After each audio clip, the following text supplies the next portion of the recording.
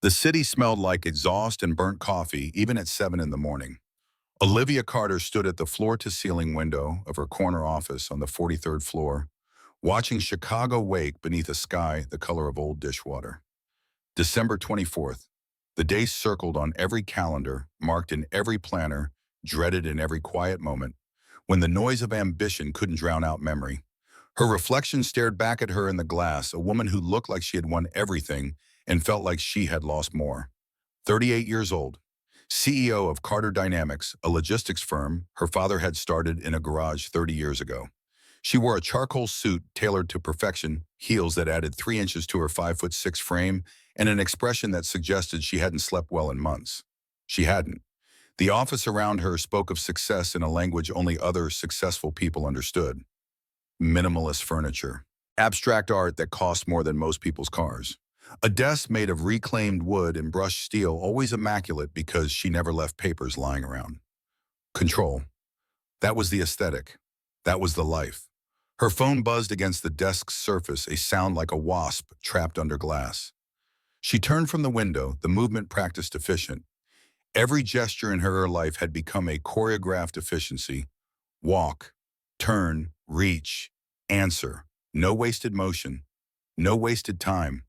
Time was the only resource she could never replenish, and she treated it like a miser hoarding the last coins in a dying economy. The screen displayed a message from Gerald, her assistant. Board meeting in 15 minutes. She didn't need the reminder. She lived inside a schedule so precisely calibrated that her body moved through the day like a train on tracks, stopping at predetermined stations, never deviating, never late. She gathered the presentation materials from her desk. The quarterly reports looked good. Revenue up 18%, client retention at 94%, new contracts in 3 major cities. Numbers that should have made her proud. Numbers that felt hollow like applause in an empty theater. The elevator descended in silence. She watched the floor numbers count backward, each one a descent not just through the building, but through layers of her own construction. 43 to 42, the executive suites, 42 to 37, senior management, 37 to 25, middle management, 25 to 12, the worker bees, 12 to ground. The lobby where people came and went, none of them knowing her name, none of them caring. The conference room on the 40th floor already held the board members when she entered. 11 men and 3 women, all of them older than her by at least a decade, all of them watching her with expressions that ranged from respect to thinly veiled resentment. She had earned this position through blood and sleepless nights, through sacrifices they would never understand, and still they looked at her like she was her father's daughter playing dress-up in the big chair. She set down her materials and began. Revenue projections, market analysis, competitive positioning.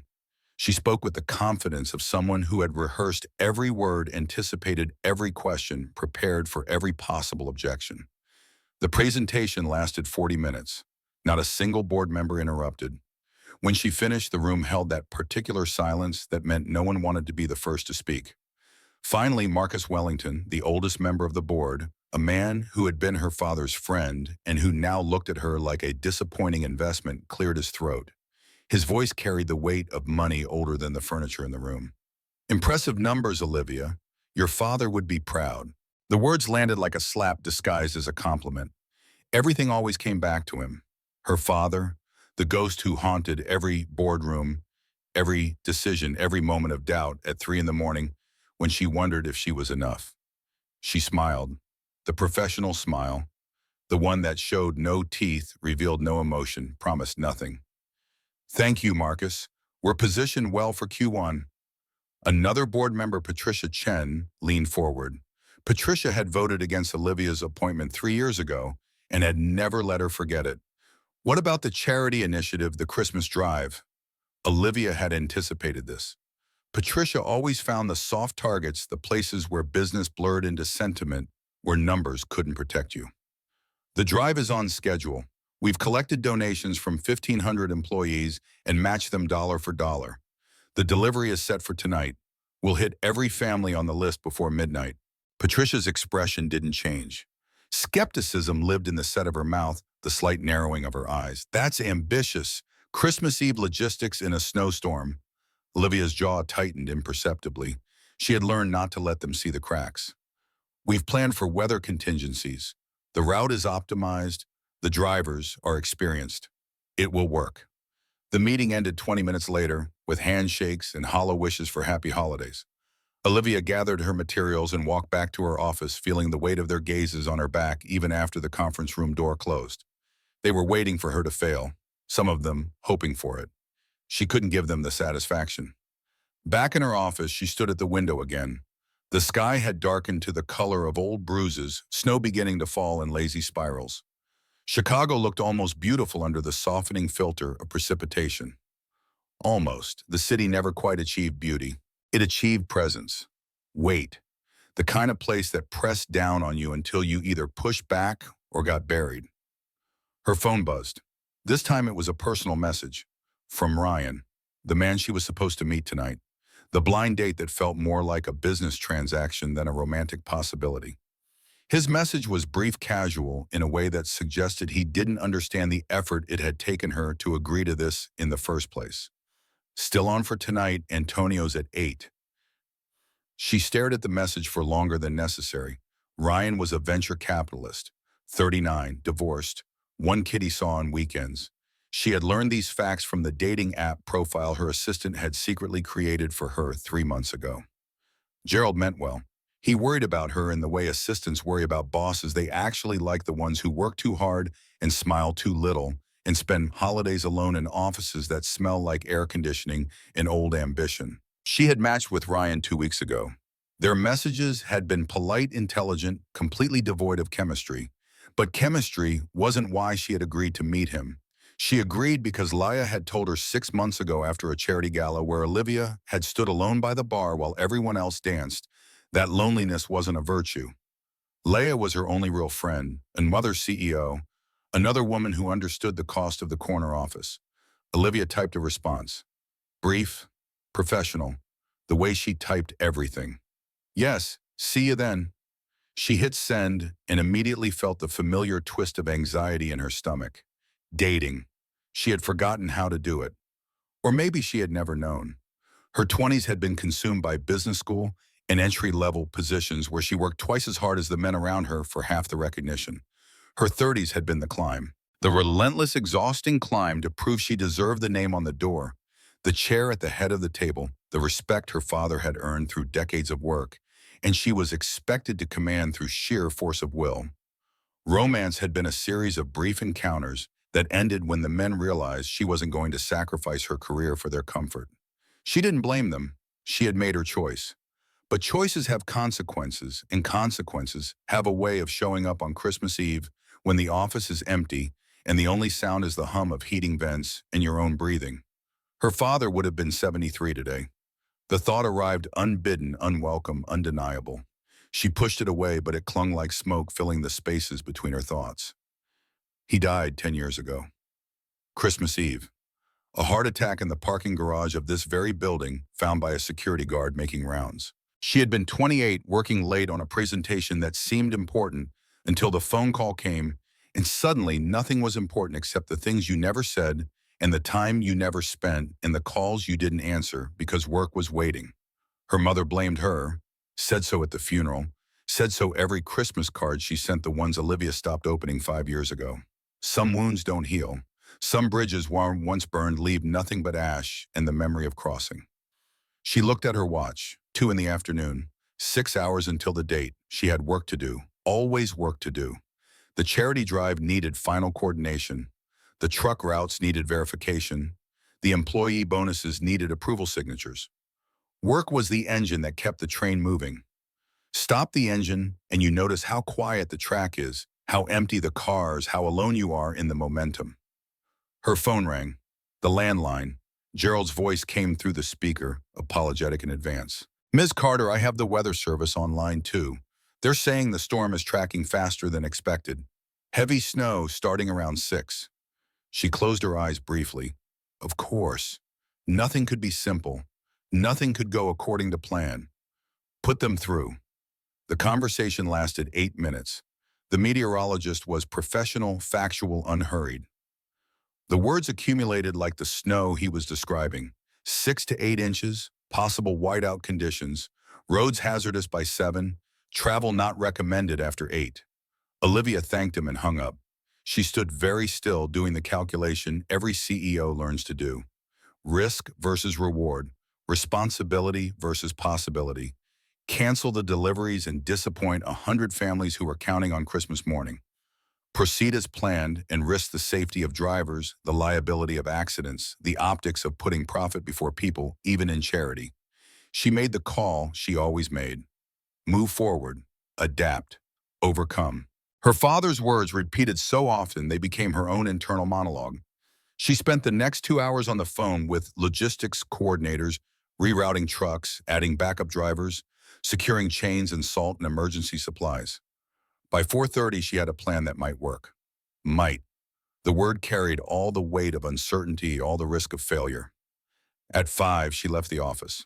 Walked to the elevator alone, rode down 43 floors, alone crossed the lobby, where the security guard nodded without speaking, stepped out into snow that was already falling thick and fast. Her apartment was 15 minutes away, in good weather. Tonight it took 45. The cab driver was from Somalia, or maybe Eritrea. He told her about his own children, 3 daughters waiting at home for him. She listened because listening was easier than talking, and somewhere in his story about sacrifices and dreams, she heard echoes of her father's voice, the way he used to talk about building something.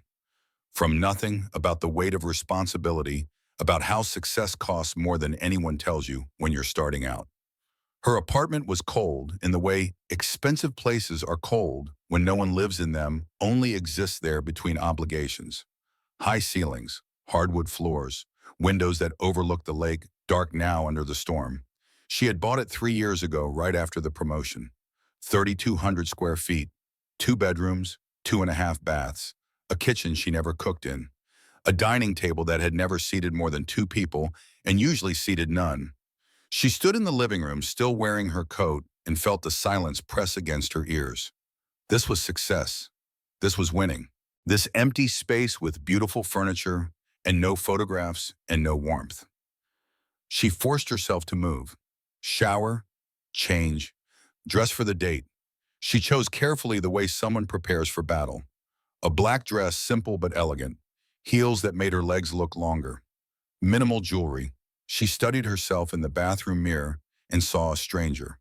A woman who looked pulled together on the outside while everything inside was coming apart at the seams no one could see. By 7:15, she was in another cab heading downtown. The snow had intensified. The driver, different from before, younger, said nothing. She watched the city slide past the window, transformed by weather into something softer, quieter, almost peaceful. People hurried along sidewalks, heads down against the wind, arms full of packages heading home to places where lights waited and voices welcomed. Antonio's was an old establishment, the kind of restaurant that survived on reputation and consistency rather than innovation. She had eaten there twice before, both times for business. The food was good, the service impeccable, the atmosphere cultivated specifically for people who wanted to be seen eating somewhere expensive without being bothered by anyone who might actually recognize them. She arrived at 7:40, early. She was always early. Lateness suggested a lack of control. Control was the only thing that separated success from chaos. The hostess, a young woman with a practiced smile, checked her reservation and led her to a table near the back. Quiet, private. The kind of table you request when you want the option of leaving quickly if things go badly. The restaurant was nearly empty. Christmas Eve. Most people were home by now, or at parties or at churches singing songs about peace and goodwill. She was here waiting for a man she had never met, hoping for something she couldn't name and didn't trust. She ordered wine. Red, a Bordeaux the sommelier recommended with the enthusiasm of someone who knew she would order it regardless. The glass arrived and she held it without drinking, watching the candle flame dance in the liquid surface.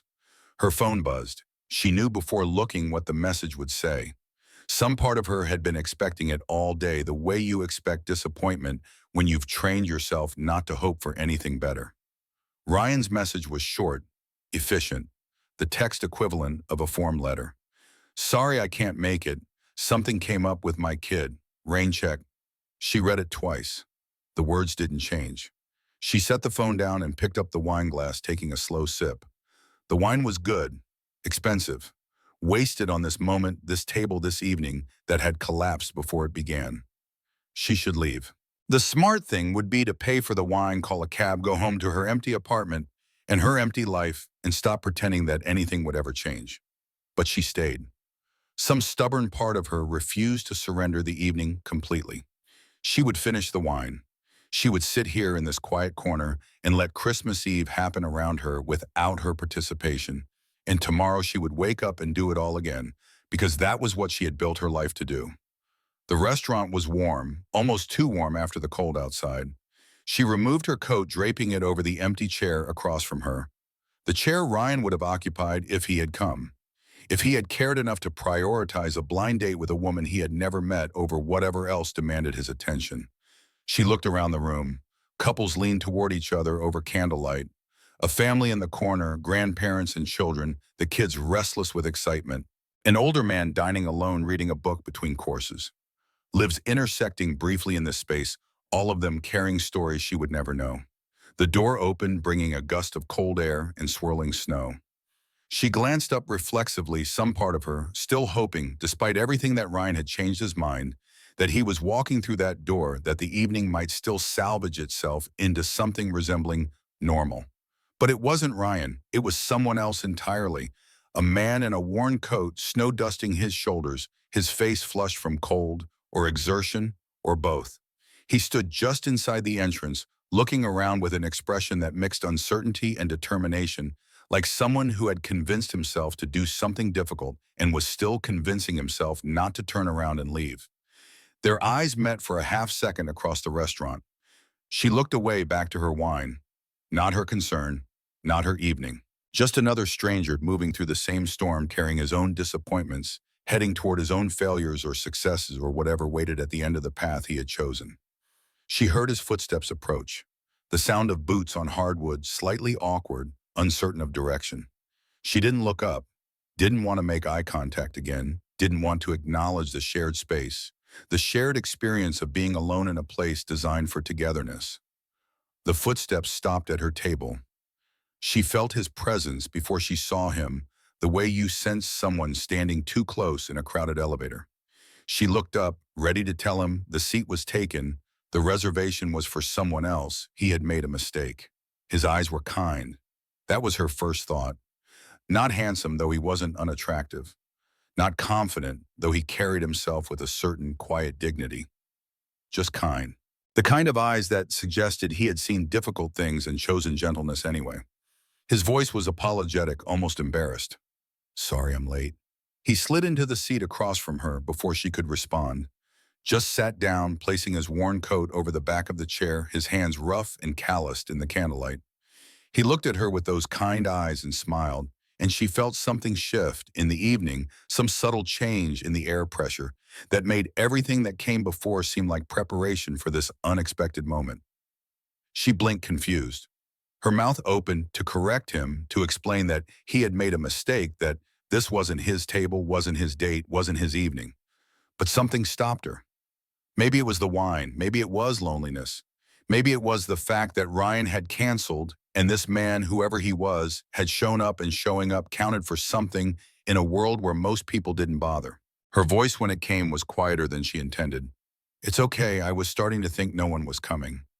The words surprised her as much as they seemed to surprise him. But he smiled, and the smile transformed his face, made him look younger, less tired, more present. He reached for the menu, his movements careful, like someone who wasn't used to restaurants like this, places where the prices weren't printed next to the dishes and the forks came in 3 sizes. Olivia watched him, still processing what had just happened. He thought this was his table, his date, his reservation, and she had let him believe it, hadn't corrected him, hadn't sent him away. She searched for the logic in her decision and found none. Just instinct. Just the feeling that maybe for once she should let something unplanned happen, let chaos enter the controlled space she had built around her life. The server appeared, a young man with the professional warmth of someone who had been trained to make every table feel special. He smiled at them both. "Good evening. Can I start you with any drinks, or would you like a moment with the menu?"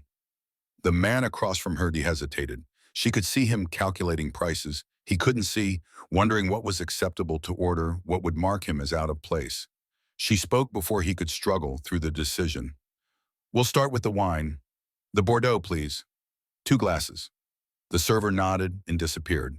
The man looked at her, gratitude and uncertainty mixing in his expression. She realized she didn't know his name, didn't know anything about him except that he had walked through that door and into her evening and somehow made it less empty. "I'm not usually this late," he said, his voice carrying an apology for more than just time. "The work ran long and then the snow." She waved away his explanation. Not dismissively, but gently, like someone granting permission to stop apologizing. "It's fine, really." They sat in silence for a moment, not uncomfortable but tentative. Two strangers learning how to be in the same space, how to navigate a conversation that neither of them had planned. The wine arrived. He picked up his glass awkwardly, like someone who didn't drink wine often, who wasn't sure of the ritual. She raised hers in a small gesture. "To making it through the storm." He smiled at that, raised his own glass. "To making it through." They drank. She watched him over the rim of her glass, trying to place him. He was older than she had first thought, maybe 35. Lines around his eyes suggested sleepless nights, or worry, or both. His hands told stories of manual labor calluses and scars that spoke of work that required more than a keyboard and a phone. His clothes were clean, but worn, not fashionable, not expensive, just functional. He caught her looking and his expression shifted, self-conscious. She realized she had been staring. "Sorry," she said quickly. I didn't know what to expect tonight." "Neither did I." They both laughed, a small sound but real. The tension broke slightly, like ice cracking on a winter pond. Not enough to fall through, but enough to feel the shift. "Tell me about your day," she said, reaching for the kind of first date question that felt safe, generic, easy to answer without revealing too much. He considered the question, took a sip of wine. When he spoke, his voice carried the weight of someone who had worked hard and was tired but not defeated. "I work nights, maintenance, cleaning crews. Tonight was a double shift at the community center. Budget cuts mean fewer people doing more work." She nodded, understanding in a way she hadn't expected. Different jobs, different worlds, but the exhaustion was universal. The feeling of never being quite enough, never quite done, never quite able to rest. "That sounds difficult," he shrugged, the gesture of someone who had long ago stopped complaining about things he couldn't change. "It's work. It pays the bills. Most days that's enough." She wanted to ask what most days meant. What happened on the days when it wasn't enough? But that felt too intimate, too soon. So instead she offered something of herself, a small trade of information, the currency of strangers becoming less strange. "I work in management, corporate. The kind of job where you spend all day in meetings and somehow never accomplish anything concrete." He smiled at that, a knowing smile.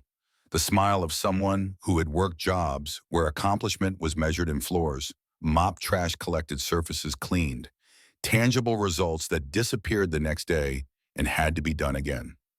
"At least you can see what you've done at the end of the day," she added.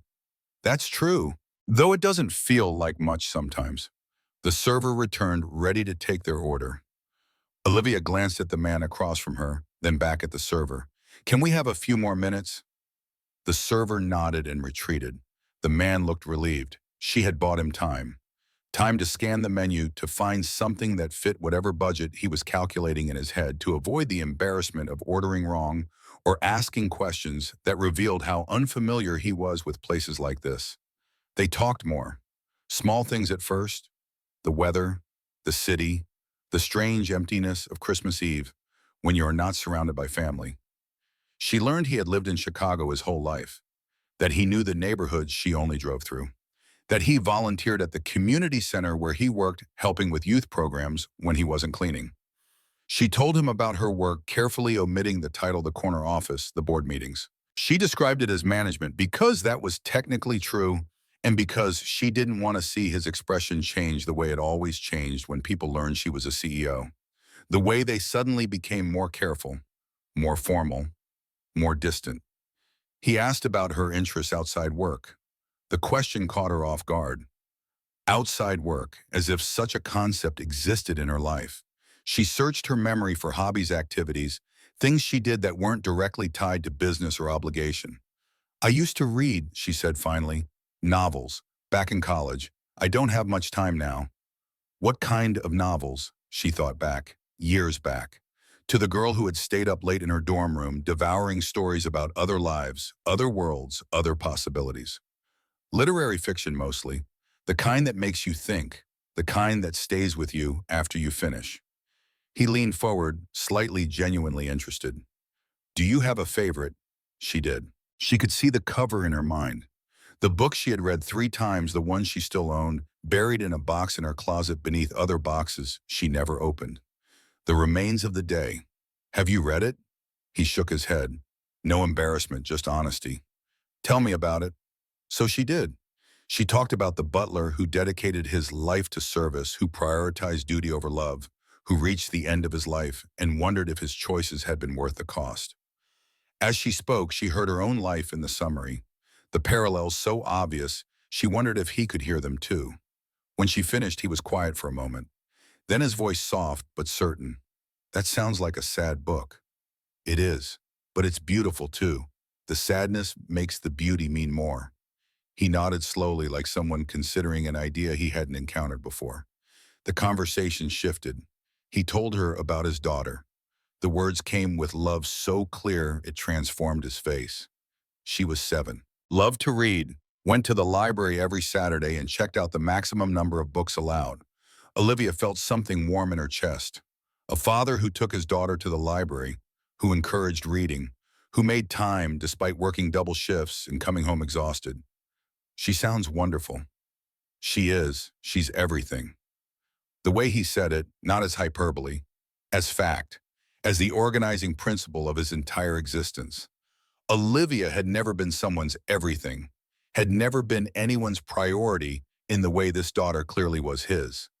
Does her mother, she let the question trail off, unsure if she was overstepping, but he didn't seem bothered, just sad in a distant way, like someone remembering old pain that had scabbed over but never fully healed. She left when Leia was a baby, couldn't handle it. I don't blame her. It's hard. Leia, the name felt like light, something bright and hopeful in a conversation that was growing heavier with each revelation. But you stayed. I didn't have a choice. She needed me. Olivia heard the echo of her own father's words. Responsibility. Duty. The weight you carry because walking away isn't an option even when it's the easier path. She felt the familiar guilt rise in her throat, the taste of it bitter and old. Something fell from his coat pocket when he reached for his wine glass. A small card folded glittery even in the dim light. He reached down quickly, embarrassed trying to scoop it up before she could see. But she had already leaned forward, curiosity natural and unforced. You dropped something. He picked it up, his face flushing slightly, held it for a moment like he was deciding whether to hide it or acknowledge it. It's nothing, just something my daughter made. Can I see? He hesitated, then handed it over, reluctance and pride mixing in the gesture. Olivia unfolded the card carefully. Construction paper decorated with glitter and crayon drawings. Christmas trees. Stars. A stick figure family, and in the center, in careful block letters that wavered across the page, "Don't be lonely this Christmas, Daddy." Olivia's throat closed. She blinked hard, forcing back tears that had no place at a restaurant table, no place in a conversation with a stranger, no place in the controlled narrative of her carefully constructed life.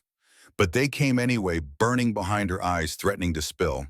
She handed the card back, not trusting her voice. He folded it carefully, tucked it back into his pocket. When he looked at her again, there was understanding in his eyes. He had seen her reaction, knew what it meant, didn't need an explanation.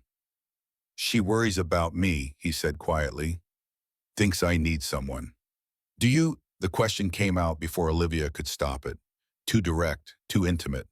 But he didn't seem bothered, just considered it honestly, like someone who was used to being honest with himself, even when the truth was uncomfortable. I don't know. I'm so busy trying to keep everything together that I don't think about what I need, just what she needs. Olivia nodded, understanding in a way that felt like recognition. Two people who had organized their lives around necessity, who had forgotten how to want anything beyond survival and stability and the basic requirements of getting through another day. The server returned patient but present. They ordered. She chose for both of them, selecting items she knew were good, making it seem casual, natural, not charity or pity, but simply the confidence of someone familiar with the menu. He didn't protest, just looked grateful. When the server left, they continued talking. The conversation had shifted into something deeper, more real, past the small talk, past the pleasantries, into the territory where strangers sometimes go when they sense they might not be strangers for long. He asked about her family. The question every first date asked, the question she had learned to deflect or minimize or lie about in small ways that felt necessary for self-preservation. But tonight, with this man whose daughter had made him a card and who carried it like a talisman, she told the truth. My father died 10 years ago, Christmas Eve. We were close. After he was gone, my mother and we fell apart. Haven't spoken in 5 years. His expression softened, not pity, empathy. The difference mattered. I'm sorry. She shook her head, not wanting sympathy, not wanting to turn the conversation into something heavy and sad when it had been, despite everything, the most honest she had been with anyone in months. It was a long time ago. That doesn't make it easier. He was right.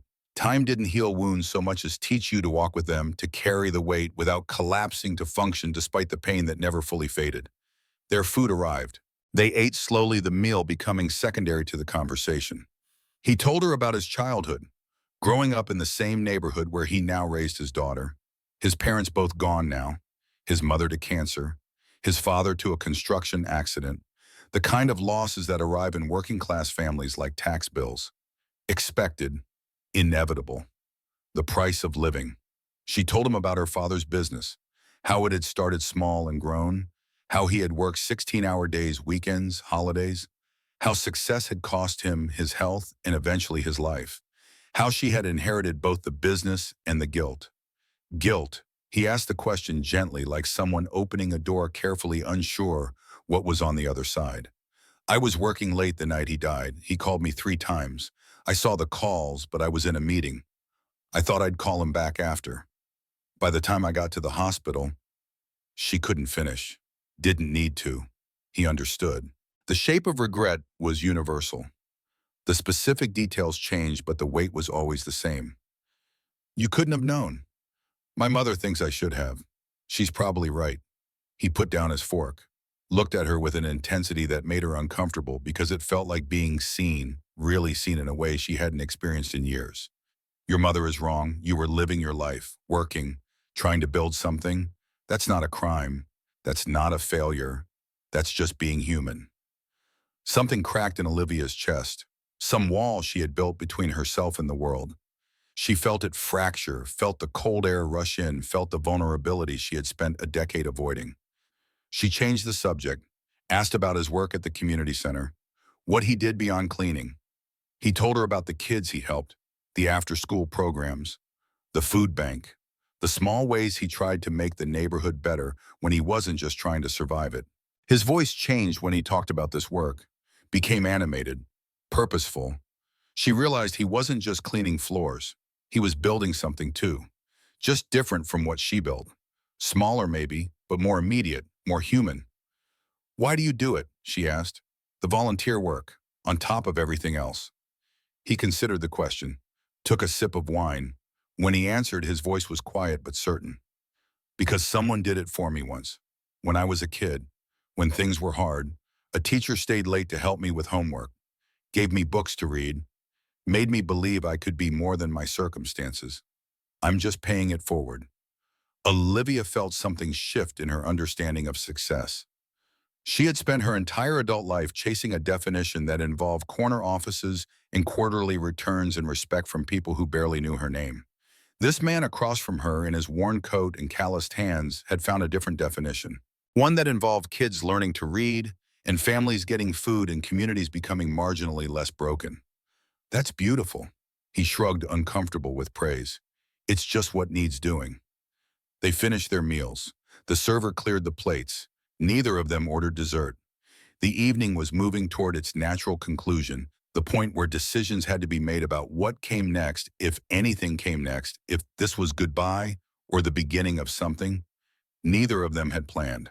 Olivia looked at him across the table. This man she still didn't know, whose name she suddenly realized she had never asked. The recognition hit her like cold water. They had talked for over an hour and she didn't know his name. Didn't know why he was here, who he was supposed to meet, what blind date or reservation or coincidence had brought him to her table. She was about to ask when the server reappeared. His smile was professional but confused. He carried a tablet, checking something, glancing between them, with an expression that suggested something wasn't adding up. "Excuse me, I just want to confirm. You're the reservation under Ryan Hale, correct?" The words landed in the space between them like stones dropped into still water. Ripples spreading outward, implications multiplying. Olivia felt her stomach drop. The man across from her looked equally lost. "Ryan," he repeated slowly, the name clearly foreign to him. The server glanced between them, his professional composure starting to crack slightly. "Yes, the reservation for two under Ryan Hale. Is that not you?" Olivia's mind was spinning. Ryan? Her date. The man who had canceled. This man wasn't Ryan. Had never been Ryan. Had walked in and sat down and she had let him because she was lonely and tired and desperate enough to pretend that a stranger was someone she was supposed to meet. The man's voice was uncertain now, confusion replacing the confidence he had been building throughout their conversation. "I'm not Ryan. I had a reservation under Ethan Brooks." The server checked his tablet again, frowning slightly. Then he looked up, understanding and apology mixing in his expression. He gestured toward a table near the window on the opposite side of the restaurant, a table where a woman sat alone checking her phone waiting. "That table is over there, sir, near the window." The man Ethan, his name was Ethan, stood abruptly, his face flushed deep red, embarrassment and horror and disbelief all competing for dominance in his expression. He looked at Olivia like someone who had just realized they had been living in a dream and had suddenly brutally woken up. "Oh my God, I'm so sorry. I sat at the wrong table." Olivia stared at him, processing, the last hour replaying in her mind with new context. He wasn't her date. She wasn't his. They were two people who had accidentally intersected, who had built a connection based on a misunderstanding, who had shared truths they might not have shared if they had known they were talking to the wrong person. She should be angry, should be embarrassed, should feel foolish for not realizing sooner, for not asking his name, for letting the evening unfold without questioning the basic premise of who they were to each other. But all she felt was something close to relief. Because Ryan, whoever Ryan was, hadn't wanted to be here. But Ethan had walked through that door and sat down and talked to her like she mattered, even if it was an accident, even if he thought she was someone else. For 1 hour, she hadn't been alone, hadn't been the CEO in the corner office, hadn't been her father's daughter or her mother's disappointment. Just a woman talking to a man about books and guilt and children who made Christmas cards for their lonely parents. Ethan was backing away from the table now, apologizing again, the words tumbling out in a rush of mortification. He grabbed his coat, nearly knocking over his wine glass in his haste. "I'm really sorry. I didn't mean to. This is so embarrassing. I'll just..." He gestured vaguely toward the other table, the correct table where his actual date was waiting, the woman he was supposed to meet, the evening he was supposed to have. Olivia watched him prepare to leave, watched him become a stranger again, watched the hour they had shared collapse into something awkward and accidental and meaningless. And she couldn't let it happen, couldn't let him walk away, couldn't let the evening end with apologies and embarrassment and the return to separate lives, separate tables, separate disappointments. Her voice cut through his rambling apology, clear, certain, the voice she used in boardrooms when she needed people to listen. "Wait," he stopped, turned back to her, confusion in his eyes, uncertainty about what she wanted, what she was asking, what could possibly come next. She gestured to the chair he had just vacated, the chair that had held him for the last hour, the chair that still carried the warmth of his presence. "Sit down." "But please, just sit." He hesitated. She could see him calculating, weighing embarrassment against curiosity, obligation against desire. The proper thing to do versus the thing he actually wanted to do. Slowly, like someone unsure if this was real or another mistake, he lowered himself back into the chair, set his coat down, met her eyes across the table. The candle had burned lower. The restaurant had emptied further. They were becoming the last table, the last conversation, the last moment before Christmas Eve slipped into Christmas Day, and everything changed again.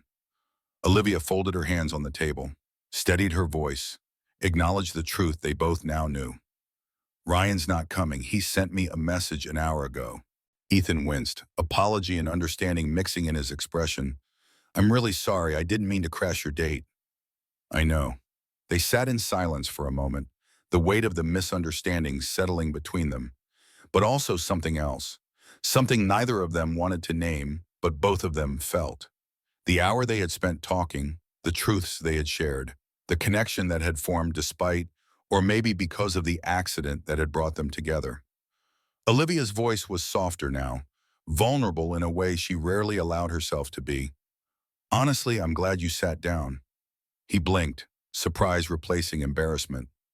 You are, she nodded, meaning it, feeling it in a way that surprised her as much as it seemed to surprise him.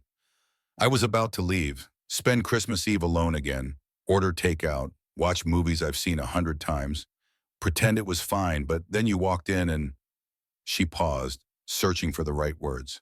For a way to explain something she didn't fully understand herself. For the first time in a long time, I didn't feel invisible. Ethan's expression softened, the embarrassment fading, something else taking its place. Recognition, maybe, or empathy, or the shared understanding of what loneliness actually feels like when you're surrounded by a city of 3 million people and still feel completely alone. His voice was quiet, almost uncertain. I don't even know your name. She smiled, a real smile, the kind that reached her eyes and felt true. Olivia. Ethan. They shook hands across the table, the gesture absurdly formal, given everything that had come before, but also right, a reset, a new beginning, an acknowledgement that whatever happened next was a choice they were making together, not an accident they were stumbling through. Olivia leaned back in her chair, the tension in her shoulders easing slightly, the evening opening up again into possibility rather than closing down into endings. So, Ethan, since we're both here and neither of us has anywhere else to be, why don't we just, I don't know, keep talking?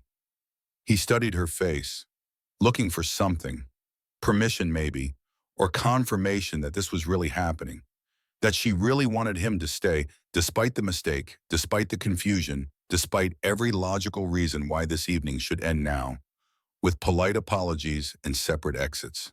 When he spoke, his voice carried something close to hope, the tentative, fragile kind of hope that's been disappointed too many times to trust easily. I'd like that. And so they did. The conversation resumed. But different now. More honest. No longer pretending to be something they weren't. No longer performing the careful dance of first dates where everything is curated and edited and presented in the most favorable light. Olivia asked him about his work. Really asked. And he told her the truth. He was a janitor, cleaning crews at the community center in an office building downtown. He wasn't ashamed of it, but he wasn't proud either. It was work. It paid the bills.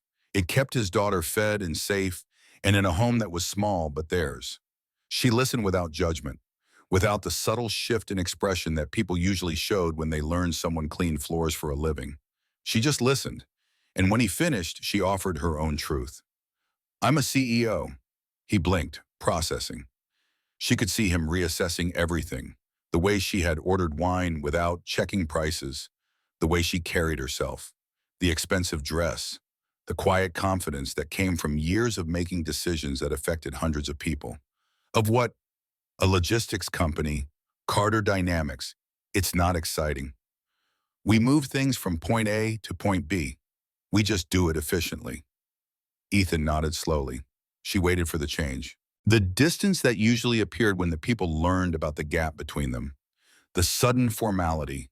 The sense that they were no longer equals, no longer two people just talking, but CEO and janitor, success and struggle, different worlds that shouldn't intersect. But it didn't come. He just looked at her with those kind eyes and asked the question no one in her life ever asked. Do you like it? She almost laughed. The simplicity of the question, the directness, as if liking your work was something people considered when deciding what to do with their lives. I don't know. I don't think about it that way. Why not? She considered lying, deflecting, giving the answer she would give at a board meeting or a charity gala or anywhere else where honesty was less important than maintaining the right image. But something about this evening, this man, this accidental intersection of their separate lives, made her want to tell the truth. Because it's not about liking it. It's about responsibility. My father built this company. He died for it, literally, worked himself to death, and I inherited it. The business, the employees, the legacy. I can't just walk away because I don't like it. Ethan's expression was thoughtful, not judgmental, not dismissive, just considering what she had said with the seriousness it deserved. But do you have to stay if it's killing you the same way it killed him? The question hit like a punch, direct, unavoidable. The kind of question that strips away pretense and forces you to confront the truths you have been avoiding. Olivia's throat tightened. She blinked hard, refused to cry here in this restaurant in front of this stranger who somehow felt less like a stranger with every passing minute. I don't know how to do anything else. This is who I am. No, his voice was gentle but firm. This is what you do. That's different. She stared at him. This janitor who cleaned floors and raised a daughter alone and volunteered at a community center. This man who had more wisdom in his calloused hands than most of the board members who sat in leather chairs and made decisions that affected thousands of lives. You're wrong. I chose this. I climbed for it. I sacrificed for it. If I walk away, then all of that was for nothing. My father's death, my mother's blame, the relationships I didn't have because I was working, the life I didn't live because I was building a company. It has to mean something.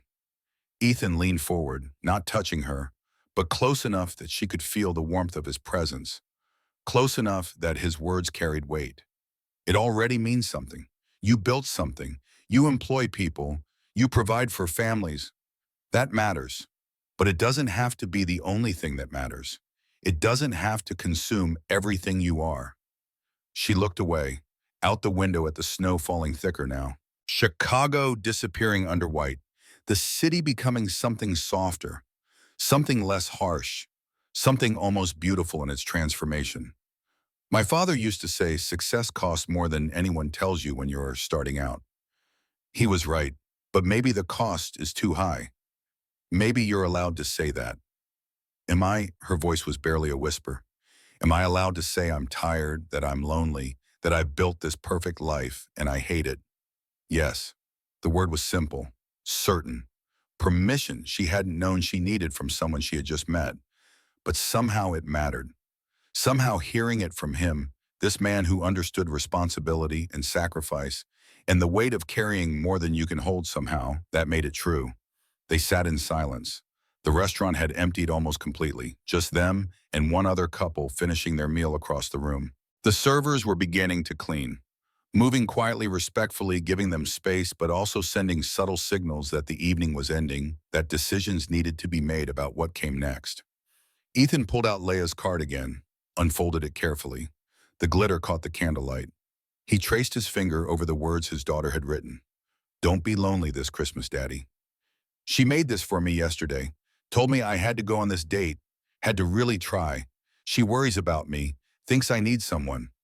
Olivia looked at the card, at the careful letters, at the love evident in every crooked Christmas tree and misplaced star. She's right. Maybe, but I don't know how to do it, how to let someone in, how to make space in a life that's already too full of just trying to survive. Olivia heard herself in his words. Different circumstances, same struggle, the same question about whether there was room for anything beyond work and obligation and the daily grind of just getting through. I don't think anyone knows how. I think you just do it, or you don't, and you live with the choice. He folded the card, put it back in his pocket. When he looked at her again, there was something new in his expression. Decision, maybe, or courage, or the recognition that this evening, as strange and accidental as it had been, meant something neither of them had expected. Olivia, I know this is crazy. We just met, and we didn't even mean to meet. But sitting here with you, talking to you, I feel, I don't know, less alone, like maybe there's someone else in the world who understands what it's like to carry too much and not know how to put it down. She nodded, unable to speak, feeling the same thing he was describing. The recognition, the connection, the sense that maybe loneliness wasn't a permanent state. Maybe it was just the space between finding the right person to share the weight with. Her phone buzzed, the sound jarring in the quiet space they had created. She almost ignored it, almost let it go to voicemail. But some instinct made her glance at the screen. Her assistant's name, Gerald, calling at 8:30 on Christmas Eve, which meant something was wrong. She looked at Ethan apologetically. I'm sorry, I need to take this. It's work. He nodded, understanding. She answered. Gerald's voice was tight with stress. Ms. Carter, I'm so sorry to call, but we have a problem. The truck carrying the donations, it's stuck in the snow on I-290. Engine trouble and weather. They can't move. And if we can't get those gifts delivered tonight, Olivia closed her eyes. Of course this would happen now, on Christmas Eve, during a snowstorm, when everything was already complicated and difficult and threatening to fall apart. How many families are we talking about? Over 100, kids mostly. It was supposed to be the centerpiece of the campaign, the photos for social media, the good publicity. If we cancel, she didn't need him to finish. She knew what happened if they canceled. Disappointed families, bad press, questions about the company's commitment to the community, everything she had been trying to avoid by organizing the charity drive in the first place. I understand. I'll handle it. Just send me the location and the list of addresses. She hung up, looked at Ethan. The evening they had been building collapsed into something else. Emergency, crisis, the return to the world of obligations and deadlines and problems that needed solving immediately. I'm sorry, I have to go. Work emergency. He nodded, started to stand, the evening ending, both of them retreating to separate lives, separate problems, separate loneliness. But Olivia's mind was racing. The truck was stuck. The gifts needed delivering. She had a company full of logistics experts, but none of them were working on Christmas Eve. None of them would answer their phones. None of them could help her solve a problem that needed solving in the next few hours if Christmas morning was going to arrive with presents under trees for families who couldn't afford to buy their own. She looked at Ethan, this man who worked at a community center, who knew the neighborhoods, who had contacts with shelters and churches and volunteer networks, who might be able to help in ways her corporate resources couldn't. Her voice was uncertain, asking something big, something that had no right to be asked of someone she had just met. Actually, do you think you could help me? He sat back down, confusion in his eyes. Help you how? The charity drive, the truck that's stuck. It's carrying gifts for families, kids, over 100 of them. If we can't deliver tonight, they'll wake up tomorrow with nothing under the tree. She watched his expression change. Understanding replacing confusion. The same instinct that made him volunteer at the community center, that made him stay late to help kids with homework, that made him the kind of father who carried his daughter's card in his pocket like a promise. What do you need? I said, I need someone who knows the neighborhoods, who has contacts, who can help coordinate getting these gifts distributed tonight. I have the addresses, I have the resources, but I don't have the connections. I don't know these families. I don't know this world. Ethan was quiet for a moment, thinking, calculating. She could see him running through his mental network, people he knew, places he could call, ways this impossible thing might become possible. When he spoke, his voice was certain. I might be able to help.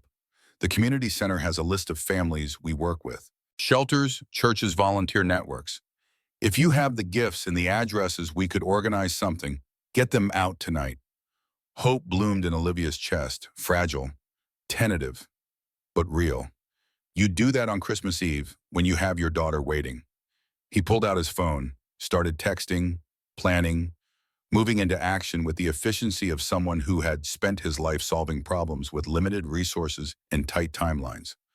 Leia's with a babysitter. She's okay for a few more hours. And this? He looked up from his phone, met her eyes. This matters. Those kids are counting on Christmas morning. We can't let them down. Olivia felt something shift inside her. This man who had nothing was offering everything. No hesitation, no calculation of what it cost him or what he stood to gain. Just immediate action because there was a need and he could help fill it.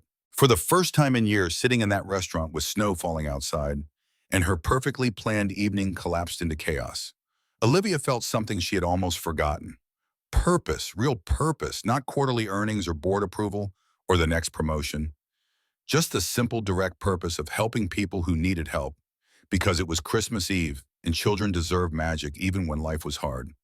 She stood. Ethan stood with her. They left money on the table without counting it, grabbed their coats, walked toward the door together. Partners now, not strangers, not dates, just two people who had accidentally found each other and were choosing to move forward together into whatever came next. The snow hit them like a wall when they stepped outside. Thick, heavy, the kind of snow that transformed the city into something unrecognizable. Ethan's truck was parked half a block away, an old SUV with a child's car seat in the back and pink mittens on the dashboard. Evidence of the life he lived, the daughter he loved, the man he was when he wasn't accidentally sitting at the wrong table in an expensive restaurant. Olivia climbed into the passenger seat. The interior smelled like coffee and crayons and something sweet she couldn't identify. The warmth of a life lived, the evidence of someone who filled space with presence rather than decorating it with expensive furniture that meant nothing. Ethan started the engine. It coughed once before catching. He looked at her, this CEO in an evening dress sitting in his worn-out truck on Christmas Eve, and smiled. "You sure about this? It's going to be a long night." Olivia smiled back, certain in a way she hadn't been certain about anything in months. "I can't think of a better way to spend Christmas Eve." He pulled out into the street. The snow swirled around them. The city disappeared into white. And somewhere in that moment between the restaurant they had left and the work they were driving toward, Olivia felt the weight she had been carrying for 10 years begin to lighten. Not disappear, but shift. Make room for something else. Something that felt almost like hope. The windshield wipers fought against snow that fell faster than they could clear. Ethan drove with the careful concentration of someone who had navigated Chicago winters, his entire life, hands steady on the wheel, eyes scanning the road ahead for black ice and abandoned vehicles. Olivia pulled up the location Gerald had sent. Interstate 290 near the Austin exit. 20 minutes in good weather. Tonight maybe 40. She made calls while Ethan drove. Her assistant patched her through to the truck driver, a man named Carlos who sounded exhausted and apologetic in equal measure. The engine had seized. Snow was piling against the wheels. Traffic had stopped moving hours ago. He had tried everything. Nothing worked. Olivia kept her voice calm, professional, the tone that had carried her through countless crises in boardrooms and conference calls. They were coming. They had a plan. Just keep the cargo secure and stay warm. Ethan was on his own phone, voice low and urgent, calling his network, the community center director, a pastor at Southside Baptist, a woman who ran a shelter on Madison Street. Each call, the same efficient rhythm: problem, solution, coordination. He spoke their language, knew their names, understood what they needed to hear to mobilize on Christmas Eve when everyone was supposed to be home with family.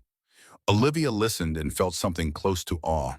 She commanded rooms full of executives, negotiated contracts worth millions, made decisions that affected hundreds of employees. But this man navigating his worn truck through a snowstorm while coordinating a grassroots rescue operation with a network held together by trust and shared purpose possessed a kind of power she had never learned in business school. The highway was a graveyard of stalled vehicles, cars abandoned at angles, hazard lights blinking uselessly through the snow. They crawled past accidents and bottlenecks, Ethan finding paths where Olivia saw only obstacles. The truck's heater struggled against the cold, seeping through old weather stripping. She wrapped her coat tighter and watched the city transform into something primal and beautiful under the storm's assault. The stranded delivery truck sat sideways across two lanes, emergency triangles placed in the snow behind it. Carlos climbed out when he saw them approach relief, visible even through the blowing white. He was younger than Olivia expected, maybe 25, his delivery company jacket insufficient against the weather. Ethan pulled alongside and they climbed out into wind that stole breath and numbed exposed skin within seconds. Carlos's voice fought the storm. The engine was shot. Tow truck couldn't get here until morning, maybe not even then. He had been sitting here for 3 hours watching the gifts that were supposed to bring Christmas morning to 100 families slowly become unreachable promises buried under snow. Ethan was already moving to the back of the delivery truck, assessing planning. The cargo area was packed tight, boxes wrapped in bright paper tags visible through plastic protection. Names and ages. Emma 5, Marcus 8, Sophia 3, each one a child waiting for magic that adults were supposed to deliver. Olivia's phone buzzed. Gerald again. She stepped away from the wind, pressed the phone tight to her ear. The board was asking questions. Patricia Chen specifically, wanting to know about contingency plans, liability concerns, whether they should just cancel and issue apologies. Her voice carried the subtext clearly. This was Olivia's initiative. If it failed, the blame would land squarely on her shoulders. Olivia's response was cold and certain. They weren't canceling. The gifts would be delivered. Tell Patricia she could check the tracking updates in real time if she wanted to micromanage. Otherwise, she should trust the CEO she had voted against to handle the situation. She hung up before Gerald could respond, anger burning hot under her ribs. They wanted her to fail. Some of them wanted to prove she couldn't handle pressure, couldn't lead under crisis, was just her father's daughter playing pretend in a role too big for her. She turned back to find Ethan and Carlos already transferring boxes to the SUV. They worked with efficient, silenced breath, visible in the cold movements practiced.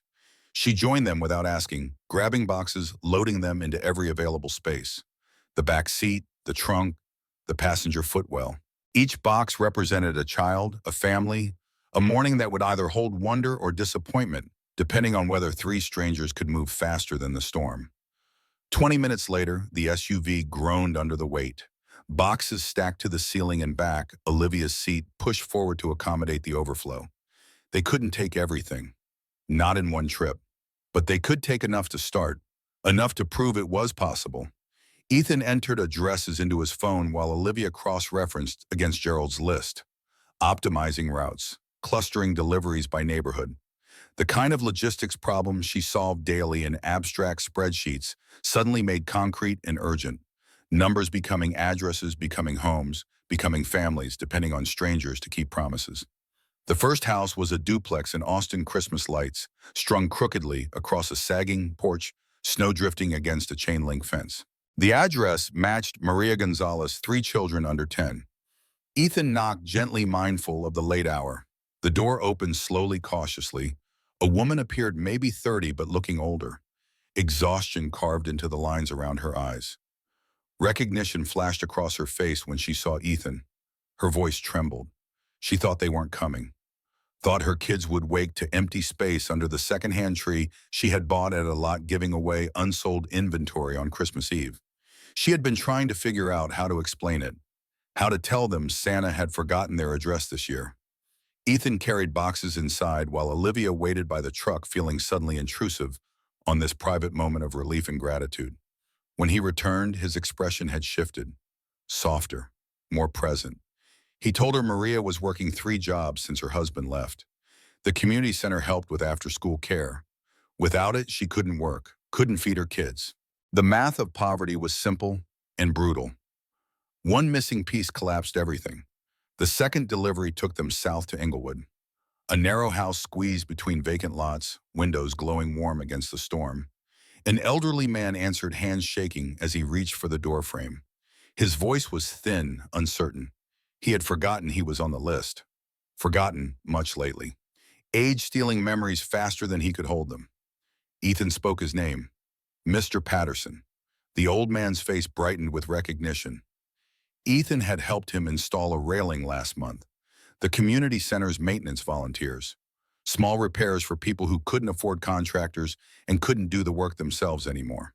Olivia carried a box marked for Patterson grandchildren visiting from out of state and felt the weight of it differently now.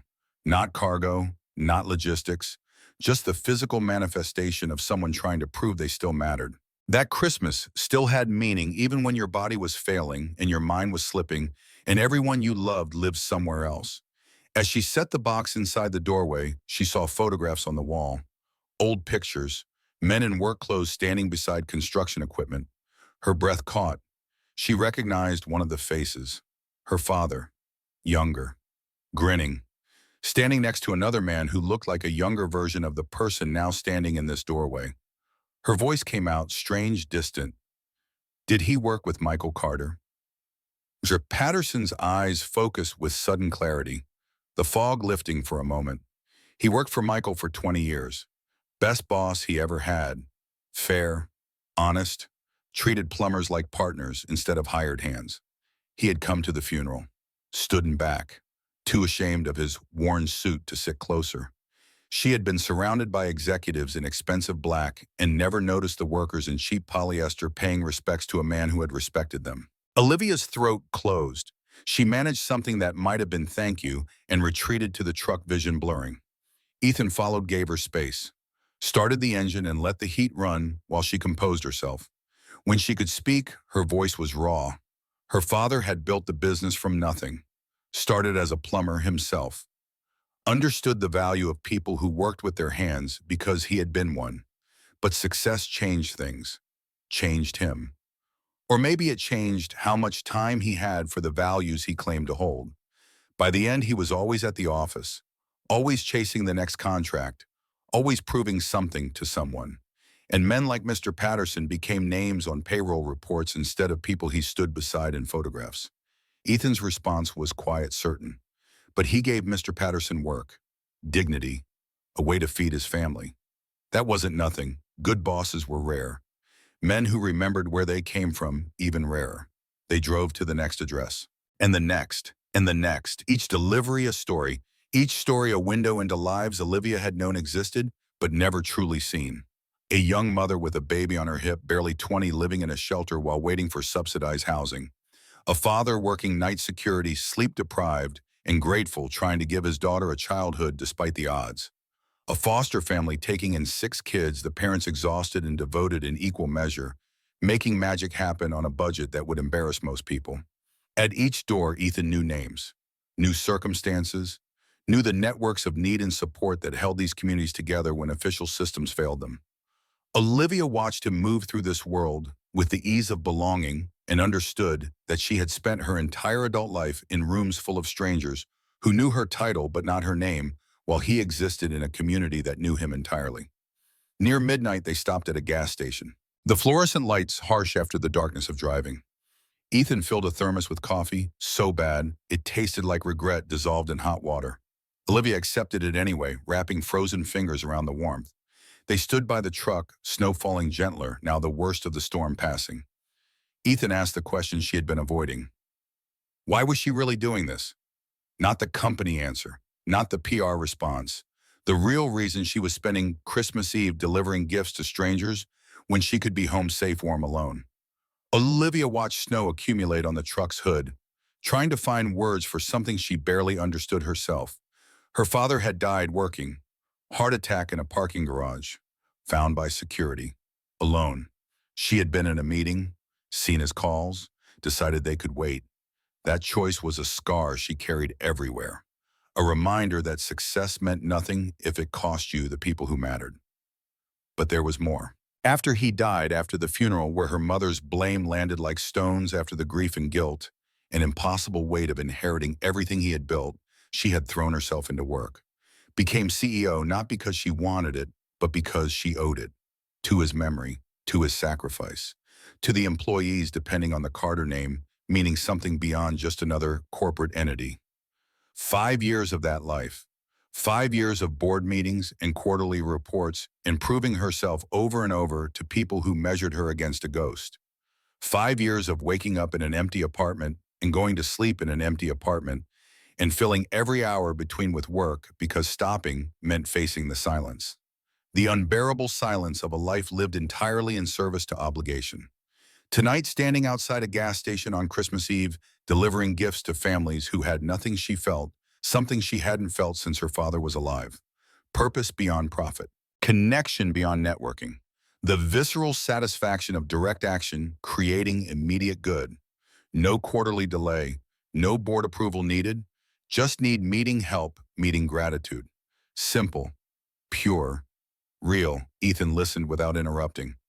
When she finished, his hand found hers. Brief contact, gloved fingers squeezing. Not romance, not pity, just acknowledgement.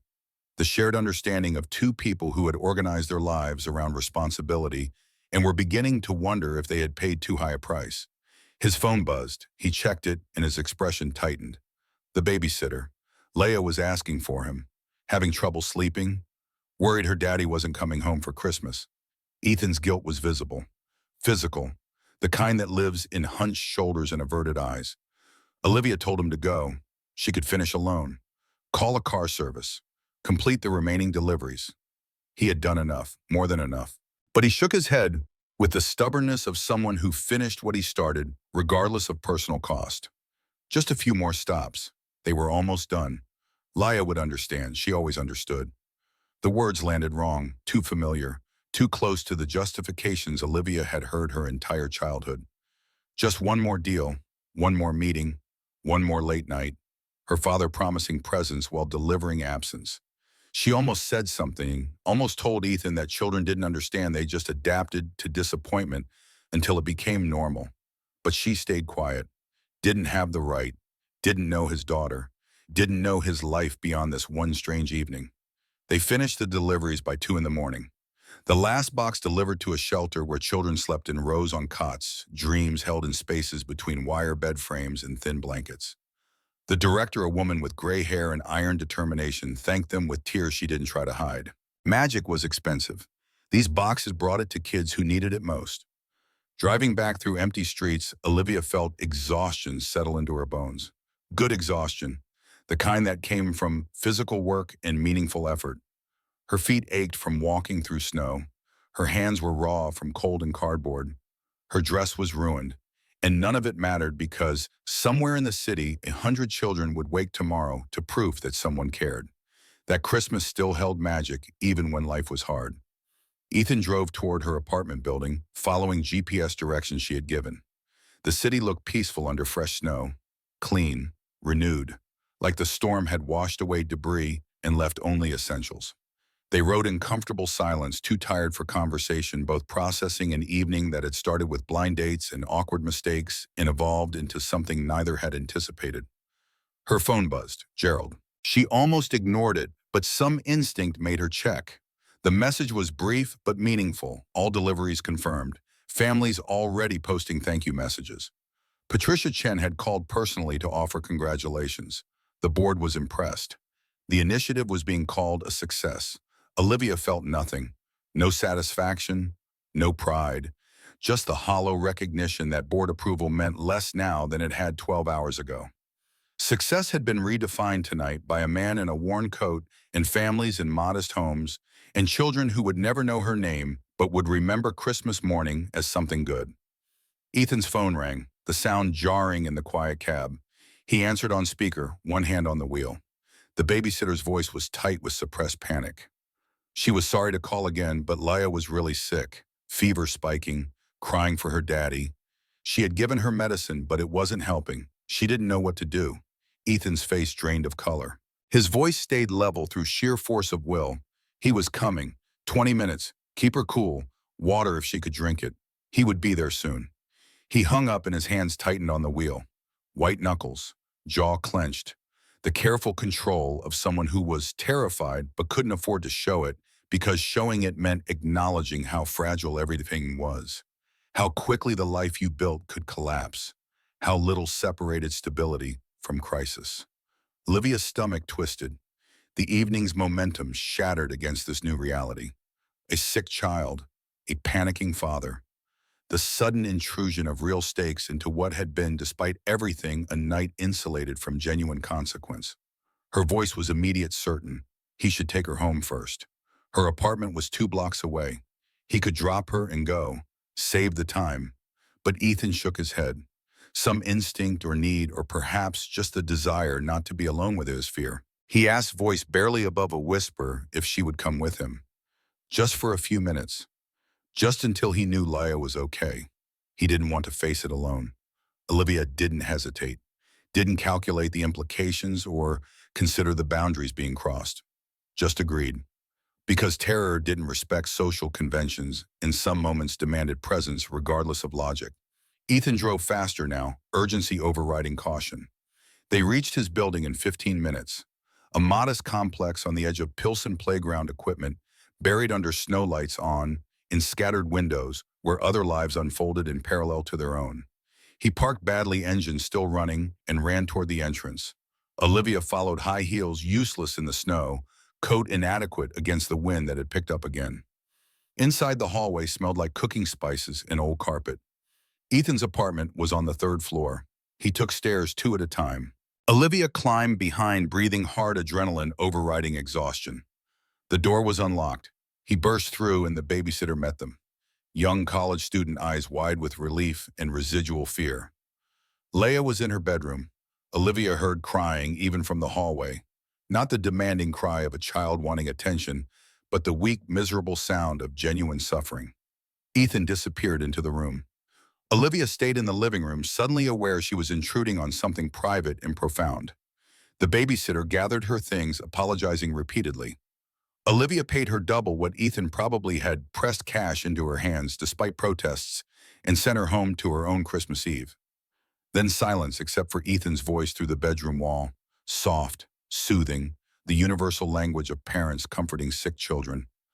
Olivia looked around the apartment, small, clean, lived in, photographs on the fridge, a child's drawings taped to walls, books stacked on every available surface, a miniature Christmas tree in the corner, decorated with handmade ornaments and strung with lights that blinked unevenly.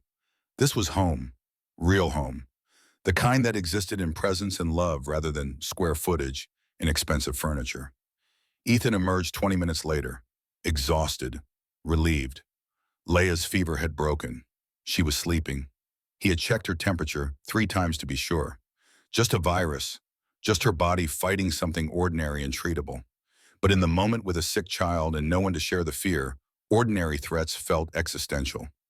He found Olivia in the kitchen, making tea without asking permission, finding mugs by instinct in cabinets organized for efficiency rather than style. He accepted the mug gratefully, and they sat at a small table scarred with use, breathing in steam, letting silence resettle into something less urgent. His voice, when it came, carried the weight of confession. Every time Leia got sick, he remembered her mother leaving, remembered coming home from work to find the apartment empty except for a note and a baby crying in her crib. 3 months old, helpless, dependent. And he had been alone with that responsibility ever since. He never stopped being terrified he would fail her. That one wrong decision would prove he wasn't enough. Olivia reached across the table. Her hand covered his. Skin on skin this time. No gloves, no barriers, just human contact in a moment that required it. She told him what she saw. A father who worked multiple jobs to provide, who carried his daughter's card like a talisman, who knew every family in his neighborhood by name, who spent Christmas Eve delivering gifts to strangers when he could have been home. That wasn't failure. That was love made manifest in daily sacrifice. Ethan's eyes glistened. He didn't cry, but it was close. Just nodded. Accepted her words like someone dying of thirst accepts water. He had needed to hear it from someone, anyone, but especially from her. This woman who had accidentally entered his life and somehow seen him more clearly in one evening than most people saw in years. Olivia stood. She should leave. Let him rest. Let him be with his daughter. The evening had stretched far beyond any reasonable boundary, but leaving felt wrong, felt like abandonment when what the moment required was presence. Ethan's voice stopped her at the door. Asked her to stay, just for a while, just until he knew morning would come without crisis. He didn't want to be alone with the fear that always returned in quiet hours after the immediate danger passed. She stayed, sat on a worn couch that held the indentations of years, accepted a blanket that smelled like laundry detergent in childhood, watched Ethan check on Leia twice more before finally settling into a chair across from her, too wired to sleep, too exhausted to do anything else. They talked in whispers. about fear and responsibility and the weight of keeping other people alive, about the impossible standards parents held themselves to and the certainty of falling short, about how love didn't make things easier, it just made failure matter more. Somewhere around 4 in the morning, Olivia fell asleep. Not intentionally, just surrendered to exhaustion with the TV playing old Christmas movies on mute and snow falling outside windows, and a stranger's apartment holding her with more warmth than her own had ever managed. When she woke 2 hours later, gray light was filtering through thin curtains, and Ethan was still in the chair awake, watching her with an expression she couldn't quite read. Tenderness, maybe, or wonder, or just the recognition that something had shifted between them in the hours of crisis and honesty, and choosing to stay when leaving would have been easier. Christmas morning had arrived. They had delivered the gifts. Leia was safe. The storm had passed. And two people who had been strangers 12 hours ago sat in the aftermath of unexpected connection, uncertain what came next, but certain that nothing would be quite the same as it was before. Olivia woke to the sound of a door creaking. Her neck ached from the angle of the couch, her body stiff from hours in clothes meant for dinner, not for sleeping. For a disoriented moment, she forgot where she was. Then memory assembled itself. The restaurant, the deliveries, Leia's fever, Ethan's apartment, falling asleep while he watched over his daughter like a sentinel against harm. She sat up slowly, pushing the blanket aside. Gray morning light filled the space with the soft quality that comes after heavy snow. The city outside the window looked transformed, buildings softened by white streets, empty of everything except beauty. Christmas morning. The first one in 10 years that hadn't started in her empty apartment with takeout leftovers, and the kind of silence that made you question every choice that brought you there. Movement caught her attention. A small figure emerged from the hallway. A girl, 7 years old based on Ethan's descriptions, but somehow smaller in person. Dark hair tangled from sleep, wearing pajamas covered in stars, clutching a stuffed bear that had seen years of devotion. She stopped when she saw Olivia, eyes widening with surprise and curiosity in equal measure. They stared at each other across the living room.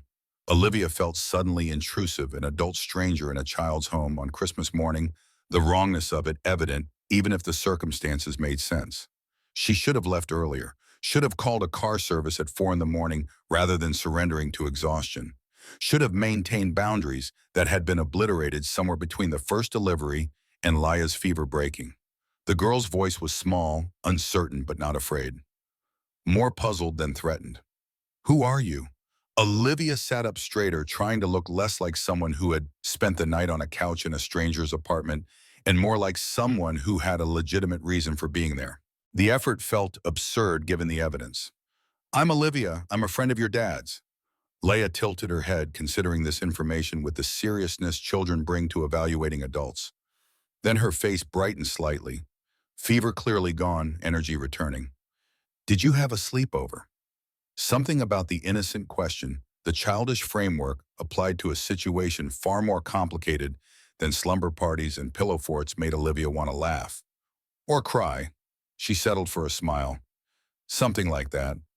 Ethan appeared behind his daughter, hair disheveled, wearing the same clothes from last night, face carrying the particular exhaustion of parents who have spent hours monitoring a sick child. But his expression when he saw Laia standing and talking held pure relief. The crisis had passed. Christmas morning would be normal, or as normal as anything could be given the circumstances. He placed a hand on Leia's shoulder, gentle and grounding. His voice carried the careful tone of parents navigating unexpected situations in front of observant children. "Leia, this is Olivia. We were working together last night, delivering Christmas presents to families. You were sick, so Olivia stayed to help." Leia processed this, her child's logic working through adult complexity and finding the shape that made sense. She looked at Olivia with new interest. "You were helping people on Christmas Eve?" Olivia nodded, not trusting her voice to stay steady. Something about this child's directness, her innocent assessment, felt more exposing than any board meeting or performance review. "We were trying to." "That's nice." Laya's approval was matter-of-fact, already moving past the strangeness of finding a woman on her couch toward more pressing concerns. She looked up at her father. "Can we make pancakes? It's Christmas." Ethan's hand tightened slightly on her shoulder, affection and gratitude mixing in the gesture. His daughter was okay. The fever was gone. Christmas could proceed. The relief was visceral. Yeah, baby, we can make pancakes. Leia grinned and disappeared into the kitchen, already rattling cabinet doors in search of mixing bowls and ingredients. Ethan met Olivia's eyes across the room. An entire conversation happened in that look. Apology for the awkwardness, gratitude for staying, recognition that they had crossed some invisible line in the night and couldn't return to the safe distance of strangers sharing an accidental evening. Olivia stood smoothing her dress, uselessly aware of how ridiculous she must look. Evening clothes wrinkled from sleep, makeup smudged, hair a disaster. She should leave, should call a car, should retreat to her own life before this temporary intersection became more complicated than it already was. But Ethan's voice stopped her movement toward the door. The question simple but loaded with meaning. Stay for breakfast. She should say no, should maintain boundaries, should remember that this was temporary magic born of circumstance and crisis, not something that translated into morning after pancakes with a man and his daughter. But she found herself nodding, accepting, choosing to extend this impossible evening into an equally impossible morning. The kitchen was tiny. 3 people made it crowded. Leia commandeered the mixing bowl with the authority of someone who knew her role in the Christmas morning routine. Ethan found ingredients measured flour and sugar with the efficiency of practice. Olivia felt useless hovering near the counter, unsure where she fit in this choreographed domestic scene. Leia solved the problem by handing her a wooden spoon, declared her in charge of stirring. The assignment came with serious instructions. Clockwise only. No lumps. Smooth, but not too smooth. The child's earnestness made Olivia's chest tight. She accepted the spoon and stirred with more concentration than the task required, aware of a small eyes monitoring her technique. They worked in easy silence, interrupted by Leia's running commentary on Christmas traditions, pancake preferences, and a detailed explanation of the ranking system she used for breakfast foods. Pancakes were third, behind waffles but ahead of cereal, unless the cereal was the chocolate kind, which changed everything. Ethan caught Olivia's eye over his daughter's head, smiled.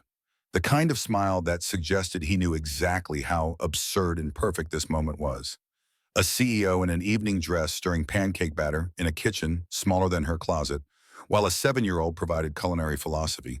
Nothing about it made sense. Everything about it felt right. The pancakes were imperfect, slightly burnt on one side, shapes more abstract than round. But Leia declared them the best Christmas pancakes ever, a pronouncement she apparently made every year, based on Ethan's amused reaction. They ate at the small table, syrup sticky on fingers, conversation flowing naturally around mouthfuls and laughter. Olivia watched father and daughter together. The easy affection, the inside jokes, the way Ethan cut Leia's pancakes without being asked, and then Leia poured her father's coffee with careful concentration. This was family, not the sterile version from holiday cards and corporate mythology, the real thing. Built from daily presence and small rituals and love expressed through action rather than declaration. After breakfast, Leia announced it was present time with the gravity of someone calling a board meeting to order. She led them to the small Christmas tree in the corner, its homemade ornaments somehow more beautiful than anything money could buy. Underneath sat 3 packages, modest, wrapped in recycled paper and yarn instead of ribbon. Leia handed one to her father. Ethan opened it with exaggerated care, building anticipation the way parents do. Inside was a drawing, Leia and Ethan holding hands under a tree, sunshining birds flying overhead.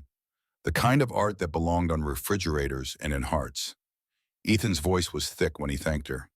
Then Leia turned to Olivia, holding a package that clearly hadn't existed an hour ago. She must have wrapped it while Ethan cooked. The paper was newspaper comics section, the tape applied with more enthusiasm than precision. This is for you, because you helped Daddy last night. Olivia's hands shook taking it. She couldn't remember the last time someone had given her a gift that wasn't corporate obligation or social expectation. She unwrapped it carefully, preserving the child's effort, revealing what lay inside. A paper Christmas tree. Construction paper cut and folded, decorated with crayon ornaments in glitter stars. In the center, written in the same careful block letters from the card Ethan carried, Merry Christmas, Olivia. Love, Leia. Something broke inside her, some dam she had built to hold back 10 years of grief and loneliness, and the exhaustion of pretending everything was fine. Tears came without permission, hot and unstoppable, blurring the paper tree in her hands until it became just color and light. Leia's face registered alarm. She looked to her father, uncertain if she had done something wrong. But Ethan knelt beside Olivia, his hand finding her shoulder, his voice gentle. "They're happy tears, baby. Olivia loves it." And Olivia did. Loved it in a way that made no rational sense. It was paper and crayon and a child's generous heart. It was also the most valuable thing she had received in years. Proof that kindness still existed. That connection could happen in 12 hours. That she hadn't become so hollowed out by ambition that she was incapable of feeling something real. She managed words through the tears, thanked Leia with a voice that cracked but meant every syllable. The girl beamed, crisis-averted, proud of herself for making an adult cry happy tears on Christmas morning. They hung the paper tree in the window together. Leia directed placement with the precision of an interior designer. It had to catch the light just right, had to be visible from outside so people walking past would see it and know this was a place where Christmas lived, where magic still happened despite modest means and imperfect circumstances. Standing back to admire their work, Olivia saw herself reflected in the window. A woman in a ruined dress, makeup, smudged hair a mess, holding a paper Christmas tree a child had made for her. She looked nothing like the CEO who had started yesterday in a corner office. Looked nothing like the person she had been 12 hours ago. Looked for the first time in years like someone who might actually be happy. Her phone buzzed, the sound intrusive in the warm cocoon of the apartment. She checked it reflexively, the habit of years impossible to break completely. Ryan, the original blind date, the man whose cancellation had set this entire chain of events in motion. His message was casual, breezy, the tone of someone who didn't realize he had been forgotten completely in the space of one evening. "Hey, really sorry about last night. Kids, can we reschedule coffee this week?" Olivia stared at the message. Ryan, venture capitalist, the kind of man who made sense on paper, successful, educated, the right age, right background, right expectations. A week ago, even yesterday morning, she would have responded positively, would have seen him as a reasonable option in a life carefully constructed around reasonable options. But everything had changed. She had sat at the wrong table and met the right person, had delivered presents to families whose names she would remember, had held a sick child's father's hand while fear turned to relief, had been given a paper Christmas tree by a 7-year-old who saw her as someone worth including in Christmas morning. Ryan represented the life she knew, the life she had built. Corner offices and board meetings and relationships that fit into schedules without disrupting quarterly projections. Safe, predictable, empty. She typed a response. Brief, final. The same efficiency she brought to business decisions that no longer served their purpose. "Thank you, but I don't think we're a good match. I hope you find what you were looking for." She hit send and felt lighter, like deleting an obligation she had been carrying without questioning why. Ryan would be fine, would match with someone else, would have coffee dates that led to reasonable relationships built on compatible lifestyles and shared economic brackets. Good for him, but not for her. But not anymore. Ethan was watching her. He didn't ask, but she could see the question in his expression. The uncertainty about what happened next. About whether this evening and morning were an anomaly or the beginning of something neither of them quite believed possible. Before she could answer the unasked question, her phone rang. Not a text, an actual call. She glanced at the screen and her heart stopped. Mom, her mother, the woman she hadn't spoken to in 5 years, who blamed her for her father's death, who had turned grief into a weapon sharp enough to sever the last family tie Olivia had left. She stared at the screen, watching it ring. Ethan noticed her expression change, the color draining from her face. His voice was quiet concern. "You okay?" She couldn't answer, couldn't explain. The phone kept ringing. Her thumb hovered over decline. The easy choice, the safe choice. Maintain the distance that had protected her from more pain. Preserve the narrative where she was the daughter who had failed, and her mother was the parent who had every right to never forgive her. But something in the morning in the paper tree hanging in the window, in the way Leia had included her in Christmas without hesitation, made her press accept instead. "Hello?" Her mother's voice was older than she remembered. shakier, but still recognizably the voice that had sung lullabies and made Sunday dinners and eventually said things that couldn't be unsaid. Livia, I saw the news about the charity drive, the pictures of you delivering presents. Silence stretched between them. 5 years of silence compressed into the space of one phone call. Olivia waited, unsure what this was, why her mother had called after so long. What could possibly be said that would bridge the gulf between them? Her mother's next words came slowly, each one clearly costing something. Your father would have been proud. Olivia's vision blurred again. Tears that had barely stopped, now returning with renewed force. Those 6 words carried more weight than any quarterly report or board approval or corner office achievement. Her father would have been proud, not of the business metrics or the growth charts, of the person she had been last night, delivering gifts, helping families, choosing humanity over efficiency. Her voice was barely a whisper. I'm sorry for not answering his calls, for not being there. I know, her mother's voice cracked. I'm sorry too, for blaming you, for 5 years of silence, for forgetting that I lost him, but you lost him too. They talked, not long, not solving everything, but starting. Her mother was alone on Christmas, had been alone for 5 years, pushing away the only family she had left, because grief made you cruel when you should be kind. She asked tentatively if maybe they could try. Coffee, lunch, something small to test if the bridge could be rebuilt or if too much had burned to ever cross again. Olivia said yes, meant it, felt something unlock in her chest that had been closed since the funeral, since her mother's accusations, since she had decided that being alone was easier than risking more pain. They hung up with promises to call again soon, to figure out details, to try, just try. That was all either of them could commit to. But it was more than they had yesterday.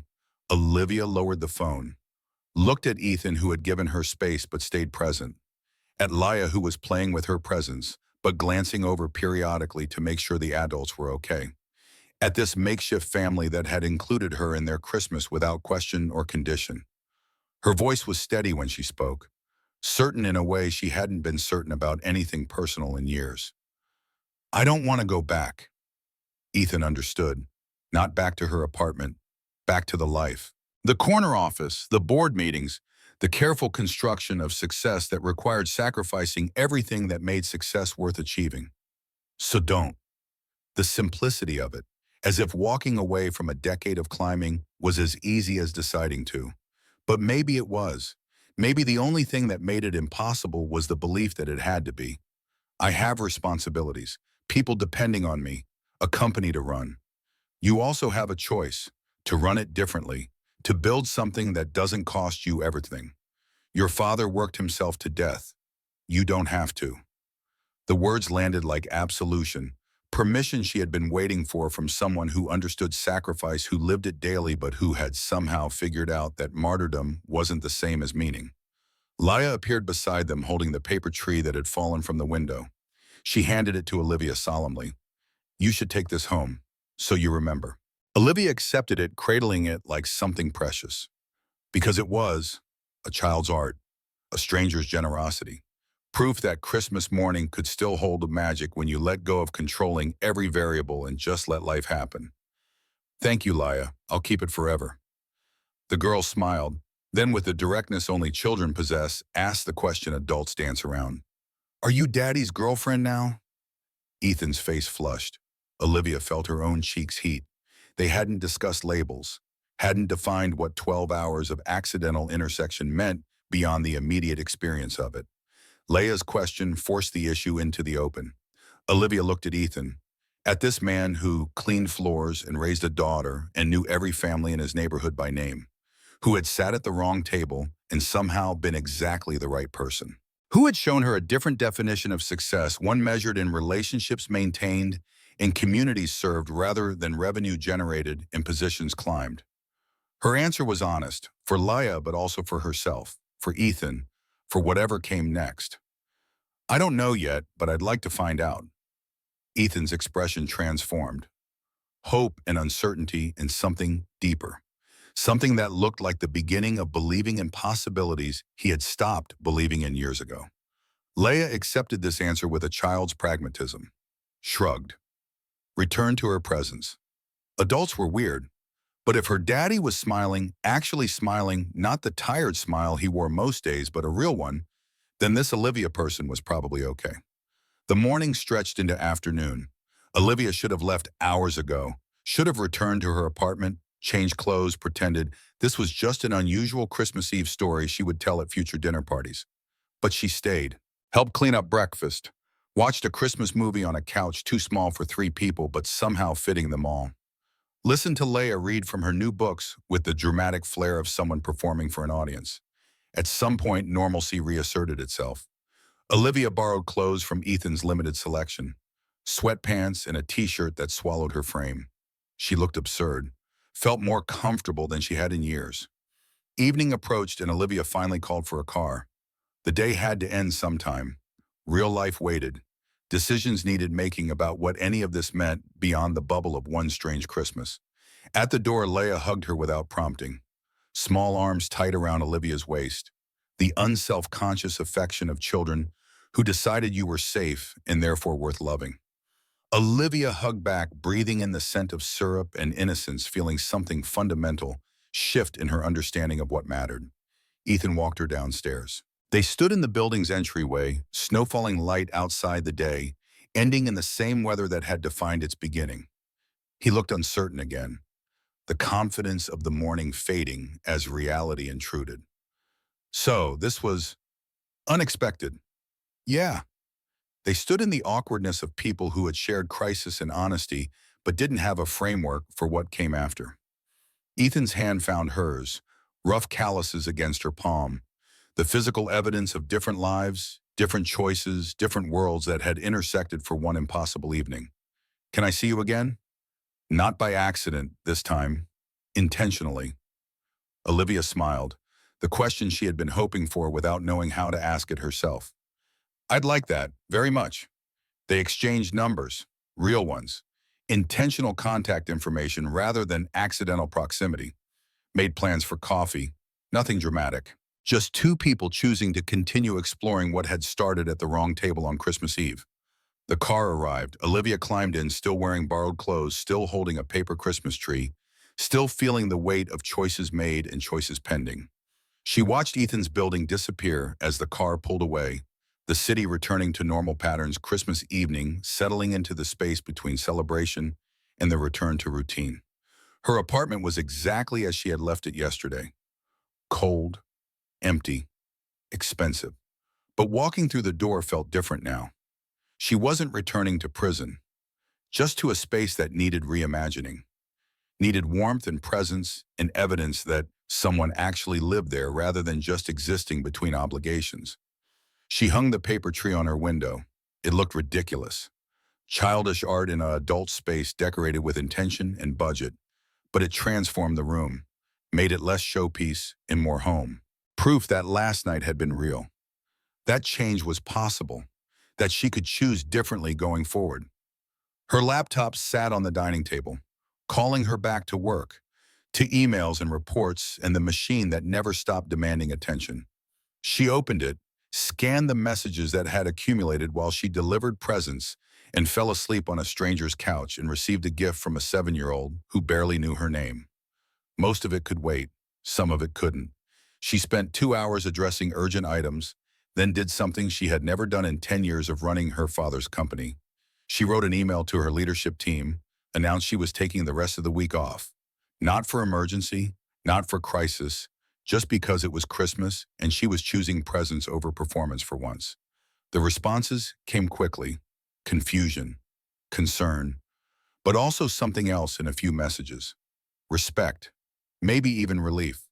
The CEO was human, could step away, could trust her team. The company wouldn't collapse if she took 5 days to remember who she was beyond her job title.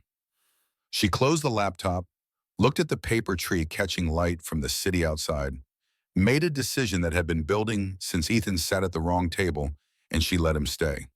Tomorrow she would call her mother, really call, make plans for lunch, Start the slow process of rebuilding what grief had destroyed. She would also call the community center where Ethan worked. Volunteer. Not write checks from a distance, but show up. Learn names. Build relationships. Figure out how to use her resources for something beyond quarterly returns. And she would see Ethan again. Would meet him for coffee and talk about what happened between blind dates and Christmas morning, about whether accident could become intention, about whether two people from different worlds could build something together without either of them sacrificing who they were. The future was uncertain, messy, complicated in ways that corner offices and strategic plans couldn't organize into neat projections. But for the first time in a decade, Olivia felt something beyond the weight of obligation and the exhaustion of proving herself to ghosts. She felt possibility, fragile and tentative, but real. The possibility that success could mean something different. That loneliness wasn't a permanent condition. That Christmas Eve at the wrong table could lead to Christmas morning at the right window, hanging paper trees and choosing hope over cynicism. Outside, the city settled into Christmas night, lights glowing in windows, families gathered in spaces large and small. The year ending not with resolution, but with potential. With choices made and choices pending. With strangers becoming friends, becoming something more. Olivia Carter stood at her window paper Christmas tree, catching light, and smiled. Really smiled. The kind of smile that came from believing maybe for the first time in years that tomorrow might be better than today. That change was possible. That she was allowed to want something beyond success. That she was allowed to want happiness and to believe she might actually find it.